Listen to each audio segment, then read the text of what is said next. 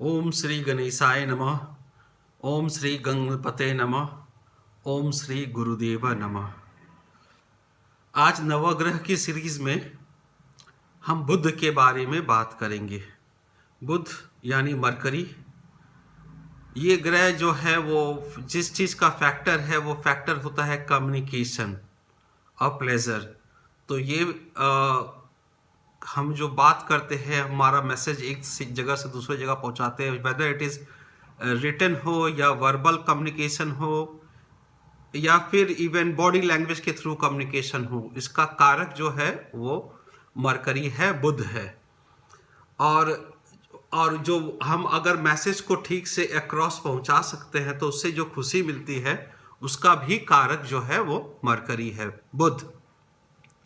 बुध जो है वो सूर्य के सबसे नजदीक है, इसलिए काफी समय देखा जाता है कि सूर्य बुध की युति या कंजंक्शन होता है।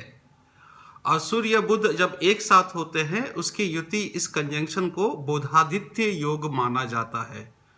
तो बुधादित्य योग इज कंसिडर्ड वेरी गुड, अच्छा माना जाता है, क्योंकि इससे आपको स्किल्ड पर्सन है उसको जानकारी है अपने सब्जेक्ट के बारे में और अच्छे से वो कम्युनिकेट कर सकता है।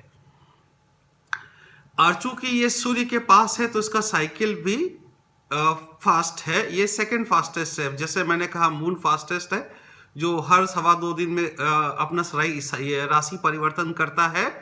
बुध को राशि परिवर्तन करने में करीब 20 दिन लग जाते हैं और वापस वो 12 राशि पूरा साइकिल कंप्लीट करने में 250 दिन के करीब लग जाती है।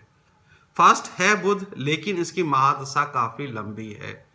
17 साल की महादशा होती है और अंतरदशा 2 साल का। तो बुध का चार्ट में, बर्थ चार्ट में शुभ होना जरूरी है, क्योंकि अगर जब इसकी महादशा आती है, अगर वो अशुभ है, मेलेफिक है, तो वो 17 साल का कष्ट देके जाता है। तो बुध की जो अपनी राशि है, स्व राशि है, वो अगर आप चार्ट देखेंगे तो 3 और 6 लिखा रहता है। 3 जो है उसकी अपनी राशि है, 3 है जेमिनाई मिथुन राशि, 6 है कन्या वर्गो। अब जो बुध जो एग्जॉल्टेड होता है, उच्च का होता है, वो वर्गों में ही होता है। वर्गों में करीब 15 डिग्री वर्गों में सूर्य जो है, बुध जो है उच्च का होता है। और बुध की जो नीच राशि है वो है मीन राशि। तो मीन राशि में जो है वो बुध नीच का होता है, वो भी 15 डिग्री में, पाइसेस में। सूर्य बुध की जो अपने फ्रेंडली ग्रह जिसको बुध मानता है, अपना फ्रेंड मानता है, वो है सन और वीनस, सूर्य और शुक्र। और जिसको वो एनिमी मानता है मरकरी, वो होता है मून और मार्स। अब मून और मार्स मून और मरकरी, मार्स और मरकरी की बात कर रहे हैं, तो इसका कंजंक्शन काफी बार देखा गया है। तो डिपेंडिंग अपॉन कितना गैप है, क्या है, ये कभी कभी अच्छा फल भी देता है। ये नहीं कि सब समय बुरा फल देता है, बट 90% आई विल से कि वो बुरा फल दे सकता है, मेलेफिक, अनलेस कोई और प्लैनेट काफी, जुपिटर और सन काफी स्ट्रांग है तो फिर ठीक है, वो बैलेंस आउट हो जाता है। या बेनिफिक राशि की दृष्टि होती है, जुपिटर की दृष्टि हो तो वो बच जाता है।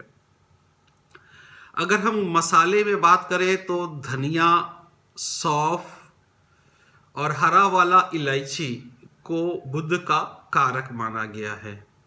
ग्रीन कलर, हरा रंग बुध है। नॉर्थ डायरेक्शन बुध है। तो अगर आप ये सारा चीज इंपॉर्टेंट हो जाता है कि आपका प्लेनेट में बुध की क्या कंडीशन है, उसके अनुसार मैं अभी बताऊंगा कि आपके लग्न से देखते हुए किस हाउस में है बुध तो क्या रिजल्ट आपको देगा, इसके बारे में भी हम लोग बात करेंगे। अब नॉर्मली अच्छा ठीक है, हम उसी के बारे में स्टार्ट करते हैं। बुध का जो एक और चीज है, बुध जो बॉडी पार्ट बुध इंडिकेट करता है वो है नर्वस सिस्टम। और बुध जो डिजीज देता है वो है ऑब्सेशन। कोई भी तरह का, किसी भी तरह का ऑब्सेशन, सफाई का ऑब्सेशन भी बुध ही देता है।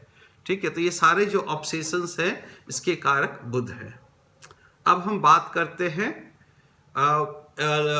चार्ट में प्लेसमेंट की। अगर बुध आपके लग्न में है या पहले हाउस में है, अकेले है या सूर्य के साथ है, तो बहुत अच्छा यंग अपीयरेंस, कम्युनिकेशन आपका बहुत अच्छा होगा और आप पॉसिबली टीचिंग लाइन में भी हो सकते हैं। अगर बुध आपके सेकंड हाउस में है, लग्न से दूसरा, लग्न से 1 2 3 4, सेकंड लिखा हुआ नहीं, काउंट करना पड़ेगा, लिखा नंबर कुछ भी हो, लिखा मतलब किसका घर है। तो बुध अगर अपने घर में, सपोज वो लिखा है 3 या 6, तो बुध अपने घर में उच्च के हैं और सेकंड हाउस में बैठे हैं, तो उस पर्सन का आईक्यू काफी हाई होगा, काफी हाई होगा। बुध आपके अगर तीसरे घर में है तो आपको क्या करना चाहिए, वो है कंप्यूटर सॉफ्टवेयर, डेटा माइनिंग, ये सारे काम आपको बहुत ही अच्छा होगा। और अगर फोर्थ घर में है, जिसका फोर्थ घर में बुध है, वो कभी घर में अशांति नहीं होने देता, उसके घर में हमेशा शांति रहती है। वो family man, perfect family man जिसको बोलते हैं, वो बुध का चौथा घर का प्लेसमेंट है। अगर बुध आपके 5वें घर में है तो आप बहुत अच्छे स्पीकर, ओरेटर बन सकते हैं, आप इंटेलेक्चुअल है, आप स्कॉलर हैं। बुध का वो सेकंड बेस्ट प्लेसमेंट मैं कहता हूं, अगर वो 5th हाउस में है तो। बुध अगर आपके 6ठे घर में है तो आप सेंसिबल और ब्रिलियंट तो होते ही हैं, और आपका इस पे मैंने काफी देखा है कि ये 3 मेन प्रोफेशंस के लोग होते हैं, क्योंकि छठा घर होता है रोग, रिपु, ऋण का। तो अब रोग मतलब doctor by profession, Ripu means loan, तो फिर बैंकर बाय प्रोफेशन, और तीसरा था एनिमी के लिए एडवोकेट, लॉयर।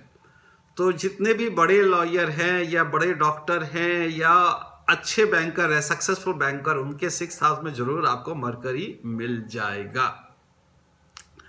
बात करते हैं अब 7वें घर की। तो 7वां घर का मरकरी सबसे खराब प्लेसमेंट हम लोग मानते हैं नॉर्मली।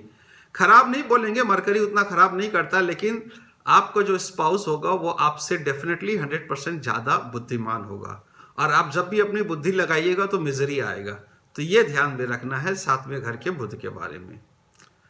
8वां घर का बुध बहुत अच्छा होता है, एस्ट्रोलॉजर भी बनाता है, आपको tons and tons of cash भी देता है, और अच्छी फैमिली भी देता है, बहुत अच्छा फैमिली देता है। तो 8वां घर का बुध अच्छा है। 9वां घर का बुध, 9वां घर जो है वो रिलीजन का बात करते हैं हम लोग रिलीजन का बात करते हैं, हम लोग फेट का बात करते हैं, भाग्य का स्थान भी हम लोग कहते हैं।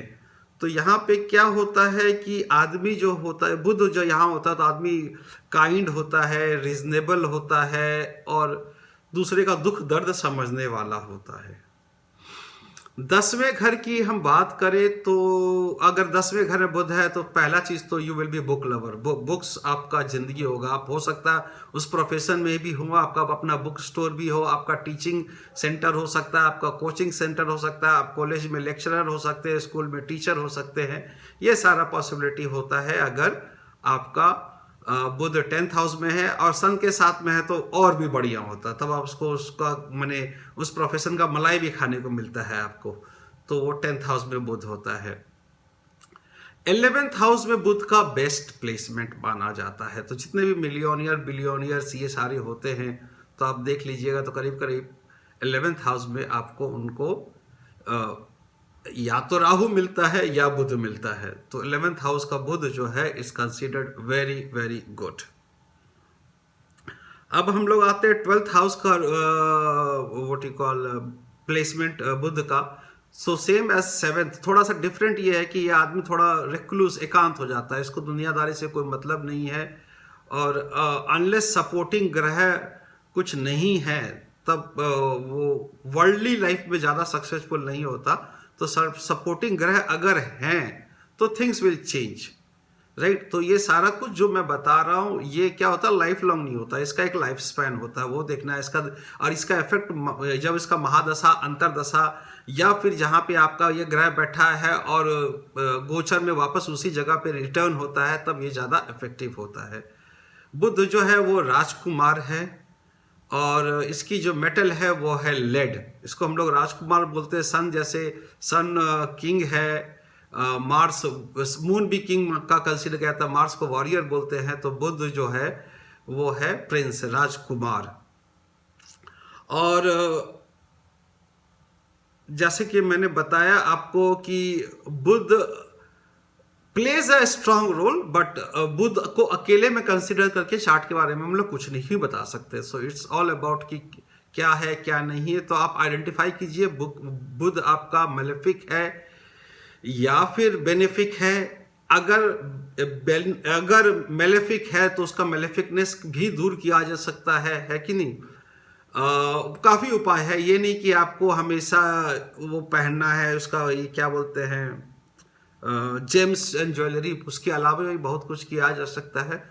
तो उसी को हम लोग कहते हैं कर्मा अलाइनमेंट। इस पे सीरीज मेरा आने वाला है, थोड़ा टाइम लगेगा कि हम अपने कर्मा को कैसे अलाइन करें, क्योंकि जो भी मैं बता रहा हूँ ये 33% ऑफ द लाइफ है। 67% तो हमारे हाथ में होता है कि हम क्या करें। हमारा चॉइसेस और फ्री विल बहुत इंपॉर्टेंट रोल प्ले करता है कि हम फ्री विल से क्या चूज करते हैं।